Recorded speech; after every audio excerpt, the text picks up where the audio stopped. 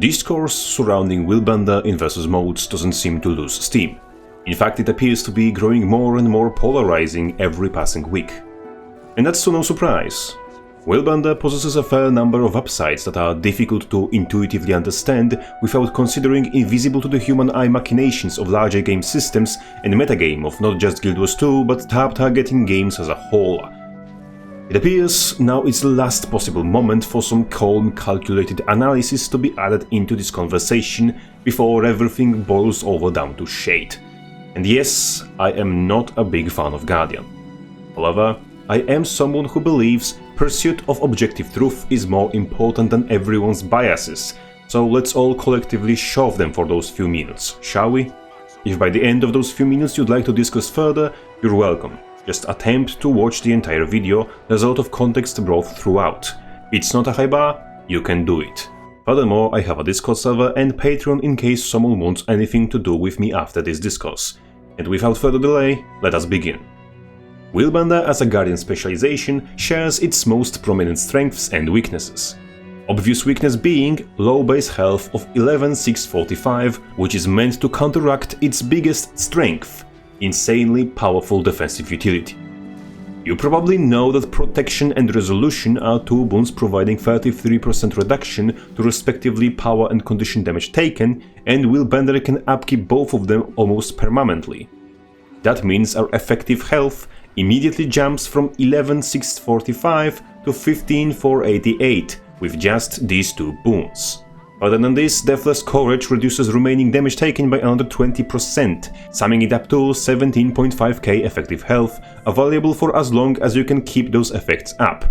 And each use of Crushing Courage, with a build that doesn't suck a dick, grants from traits over 6 seconds of both Prot and Resolution, meaning their uptime already exceeds Deathless Courage uptime, which is 6 seconds per use of Crushing Courage. With obvious elephant in the room of renewed focus being the 3 seconds of invulnerability and a cooldown reset of all virtues, we get 12 seconds of Deathless Courage uptime, and that plus extra of both defensive boons. Aforementioned 17.5k effective health doesn't exceed Warriors or Necromancer's base health, and without Deathless Courage drops down to 15.488, which is just below 15,992 base health of classes such as Ranger and NG. Meaning even if Willblender can upkeep both protection and resolution permanently, it wouldn't be overpowered due to its low base health. However, that statement fails to include the simple fact that Vitality is a stat that exists in the game, and thanks to Radiant Power and Righteous Instinct traits from Radiance, Guardians can largely omit precision in the build with zero repercussions to their damage output, which makes them a prime contender for running stat lines with high defensive stats like Valkyr in PvP or Celestial in World v War.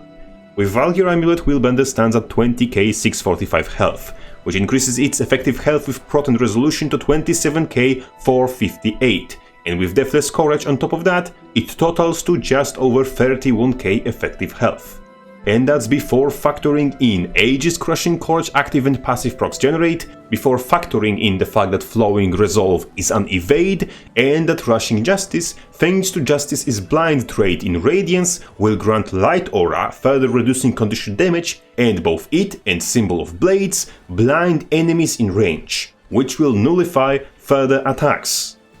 Willblender's defensive backload would make sense if Radiance trait line did not exist, but it does, which allows a Willblender, a spec with close to the best mobility in the game, to gain health pool akin to that of an average Spellbreaker, while having better protection and resolution uptime, and while generating much more stability, Aegis, and blindness.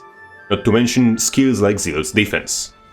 In fact, the only factor that makes Spellbreaker any tankier than Willblender are his access to hard blocks, which barely manage to swing that comparison in Spellbreaker's favor. Once we understand health values and how much they are affected by boons and modifiers, it starts becoming apparent that a properly built Willblender can be uncomfortably close in durability to a Spellbreaker. Willblender can ignore third of all damage done to it, and nullify additional swaths of it with Aegis and Blindness, but like every spec, cannot go forever without replenishing its resources. So let's see how strong its sustain is. Flowing Resolve alone provides just over 1.3k healing, and with Virtue Straight Line it also grants 5 seconds worth of regeneration for 650 healing, and each proc of its effect is another 650 health. Meaning it only needs to proc once to generate over 2.6k healing, and with as much as 2 procs it totals to 3.25k healing, which pretty much goes toe to toe with Warrior's 3rd level Adrenal health, something that requires a resource and which heals over time, being less useful against bursts of damage and which cannot be increased with cooldown resets or alacrity. Even from this standpoint, Flowing Resolve alone already provides fairly substantial sustain, but also traits like Glacial Health and weapons like Spear, which provides ample self-healing, also exist, tightening the gap between Willbender's and Staff Spellbreaker's sustain. And on top of that, Signet of Resolve also heals for over 7k without any healing power. Once again, mathematically speaking, Willbender is threading just behind Spellbreaker. However, not only Flowing Resolve can be cooldown reset, allowing Willbender to temporarily supersede Spellbreaker's sustain, but if Willbender player decides not to run Deathless Courage, he can utilize Phoenix Protocol instead, which might look like a bad idea due to healing procs being removed. However, Flowing Resolve with Phoenix Protocol provides almost enough alacrity to cover its own cooldown, granting effectively permanent regeneration and alacrity, which first heals for over 2k health over 15 seconds, and second reduces cooldown of all skills, including the one which grants it, totaling again to over 3.3k healing per use, but this time while upkeeping permanent alacrity. That still doesn't beat Adrenal health, but it doesn't have to. It already evades on startup, provides permanent regen and permanent alacrity, reducing cooldowns of all its virtues, all weapon skills, all utilities, and its elite, while requiring no additional resource. No wonder a fair chunk of willies in both PvP and World v World do run Phoenix Protocol. Everyone who considers Willbender a squishy spec with little sustain is irrefutably wrong, as what we have just shown, properly built Willbender is comparable to properly built Spellbreaker in terms of natural durability, where Spellbreaker, due to noticeably weaker proton resolution uptime, will take more damage in the same scenario and depends on blocking and stronger sustain to stay alive equally as long as Willbender could. But that doesn't prove Willy to be overpowered. Even if combination of permanent defensive boon uptime and sustain make Willbender as durable as Spellbreaker, that doesn't mean Willbender is overpowered. Quite the opposite. Spellbreaker can both tank and deal lots of damage, but it's not considered overpowered. Not anymore, at least. And if Spellbreaker is balanced, then by proving Willbender to closely resemble Spellbreaker, we merely prove him to be balanced, right? At this moment, you probably realize there's quite a bit of time left in the video.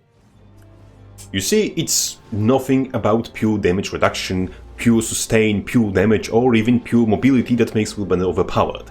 Its damage is comparable to any other DPS spec, and its mobility is closer to Heralds than Daredevils, and in essence Willbender is just a little tankier and a little more forgiving Herald, which doesn't yet make it overpowered. And in environment of Guild Wars 2's competitive modes, where pretty much only overpowered horse shit is allowed to remain, it wouldn't make Willbender stand out from the crowd. But we can all agree that Willbender does stand out from the crowd, by the simple fact that from all the specs deserving a nerf, this one has been singled out and went after with pitchforks and torches. And that's because there's something at play that most people either don't see but feel, or see but lack the knowledge to describe, that makes Willbender different from other classes. It's not what Willbender achieves, but how it does so that pushes it over the edge.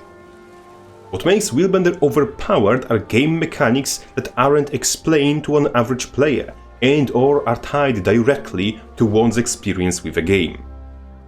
Willbender's mobility includes a high amount of shadow steps, instant traversal tools that ignore terrain cover, and all hazards between you and the point that you're teleporting to. If there's a ward across the point, you cannot cross it with leap or a charge or super speed, but you can with shadow step. Furthermore, many of those shadow steps go right through terrain cover, making all terrain obstacles an immediate advantage for Willblender, as you can't hide behind a wall or a pillar from something that can port directly through walls. Experienced players are capable of utilizing terrain to their advantage with great effect, even on classes like Warrior and Necro that doesn't have pretty much any ports to chase opponents with. Meanwhile, Willblenders take this entire part of the gameplay and beat people over the head with it, as they can ignore all attempts to use terrain against them. All the while, for Willblenders themselves, the ways to utilize terrain to their advantage are not only more vast, but easier to execute, as any terrain will always impede their enemy more than them, unless they fight a thief or other Willblender, that is. Furthermore, the instantaneous traversal has yet another advantage. If enemy runs away, it is easier to catch up to them with skills like Judge's Intervention that port you instantly on top of your opponent than with something like Rush, which has its own travel time. Instantaneous traversal can be utilized especially by experienced players to deny their enemy defensive value of kiting, as whatever distance enemy gains to avoid your burst window, it can be instantly crossed with a shadow step. Willblender's mobility is so packed with built-in advantages, it pretty much completely nullifies two important layers of gameplay, kiting and terrain-based outplay. But wait, there's more. Cooldown economy refers to combat as described with exchange of different ability cooldowns, hence the name. Utilizing one cooldown to make enemy spend one of his own is referred to as forcing out cooldown. Using shorter cooldown, like for example boost charge with 24 seconds of cooldown, to force out longer cooldown, like Doilak's Signet with 40 seconds of cooldown, is considered a winning exchange, as Doilak's Signet won't be available to your enemy next time boost charge is available to you. This is bread and butter of cooldown economy based gameplay. How does that translate onto Willblender? Simply, Willblender's virtues are all movement skills which provide powerful buffs for duration after use, which can all be active at the same time, making them perfect tools to force out multiple cooldowns from one opponent. Crushing Courage alone provides stability and ages, which are refreshed every 5 hits, and both damage reduction booms, which are refreshed on every shadow step. That, combined with, as we already established, mobility options great for chasing opponents and ample access to alacrity, forms a spec perfectly tailored to throw a wrench into entire game's cooldown economy.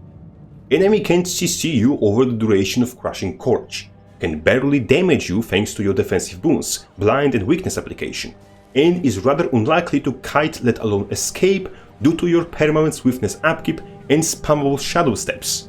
On top of which, your advantage lasts longer than can be covered with duration of 2 dodges, henceforth your enemy will either have to ban defensive cooldowns or his heal skill cooldown, which depending on matchup might be just as significant. And that's the pressure Willy gets from cooldowns, the longest of which bounces between 25 and 20 seconds depending on your Alak uptime. Further than this, I allow myself to also show certain difference between other abilities used to force out cooldowns and Crushing Courage. If Dragon Hunter's Spear of Justice is evaded, its effects are completely nullified. DH cannot pull an enemy who dodged that ability. If Warrior's Boost Charge gets dodged, he doesn't gain any advantage besides moving closer to the enemy of choice. If Crushing Courage gets dodged, it still spawns a Circle of Flames. It still grants 7 different boons and still gives its passive effect that generates more boons throughout combat.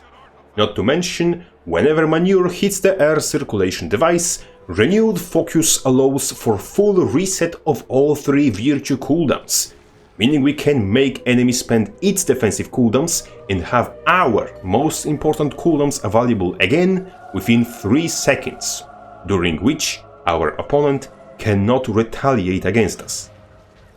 And that's why so many people have so many different opinions about Willblender's power level.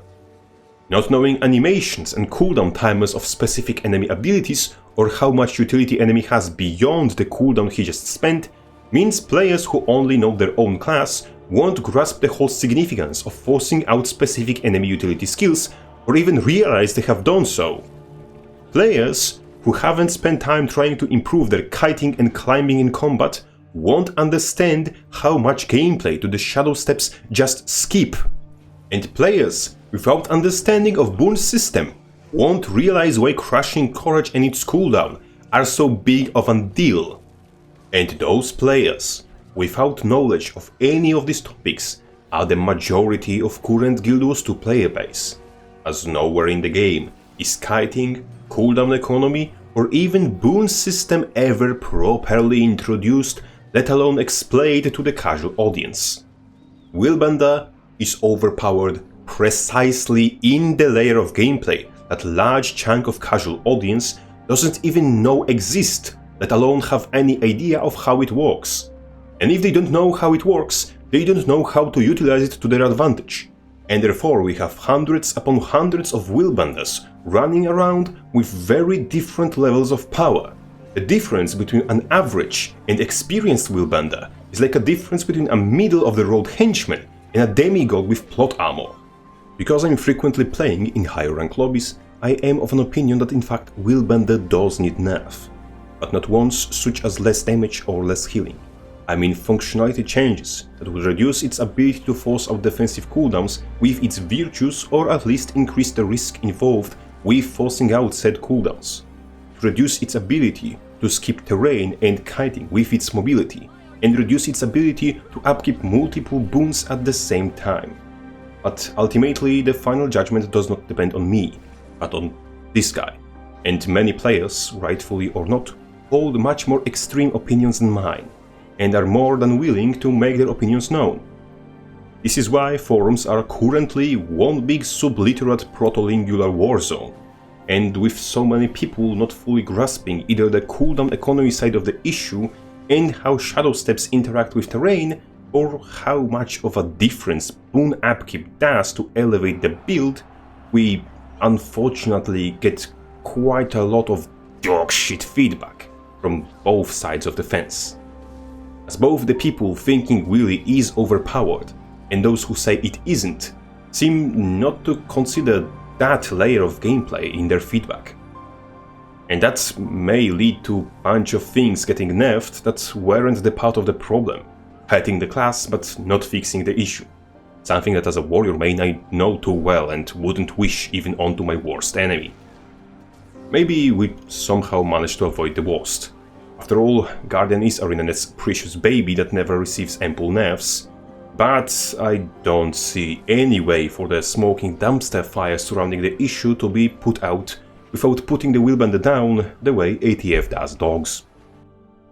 Anyway, a special sign of gratitude towards all my generous Patreon supporters who, for some bloody reason I cannot comprehend, continuously consider my garbage quality content worth their money. You're all truly welcome. Crabface out.